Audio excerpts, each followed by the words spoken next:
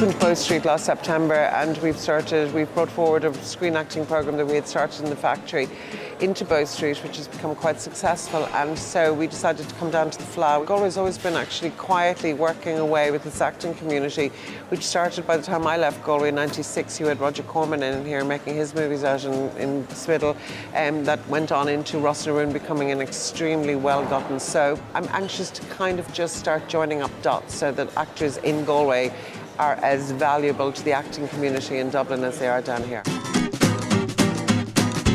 Got my first start in Drew Theatre Company here in Galway in 1984, spent 5 years working under Gary Hines, and then went to the Abbey Theatre under Gary Hines for 3 years as she was artistic director, and then I ran away with Soul Doctors. I thought, I can't do this anymore, I hate it. I was 30 years of age and I thought, I can't bear this, so I rang Ollie Jennings and I said, I have to get out, and he says, well, the Soul Doctors are going on tour, do you want to help? Then I read The Butcher Boy while I was on tour with the boys, actually, and kind of, you know, one of those moments where you read a book and it kind of, you know it's going to change your life. For some reason, you don't know why it's going to change your life.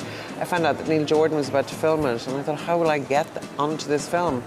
And so I wrote to Susie Figgis, who's a London-based casting director, and asked her for the job, and she took me on straight away and sent me on the road to find The Butcher Boy, and that was my first job and my first entry into the film world. But I do think I have an eye for that moment where you think, this is somebody interesting and we can invest in this person. So Tom Vaughan Lawler, Peter Coonan, Barry Keoghan, all of those, it was all their starts, you know.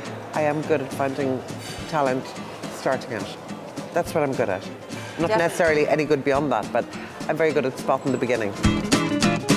I've just finished on Rebellion, the big RT 1916 drama. I'm probably going to do a Catalyst film with Nick Kelly, and I'm also doing a comedy series for RT called Can't Cope, Won't Cope, which will happen this Christmas. Love Hate was again another very lucky break for me. You get a script like that, what are you going to do with it? Are you going to make a shit of it? No. It was great, and also the remit was from Cafo and Stewart, and indeed RT was, we don't want to see any faces we've seen before. So thank you God, I have books of talent. And you don't want anyone that we've really seen before? No, except Aidan Gillen and Robbie Sheehan, maybe. But it did allow me to break a phenomenal amount of new talent. You know, film is now the gift that keeps on giving to me. I'm getting to work with all these great people. I was very lucky. I do think luck is a huge amount. Luck and timing sometimes have a huge amount to play.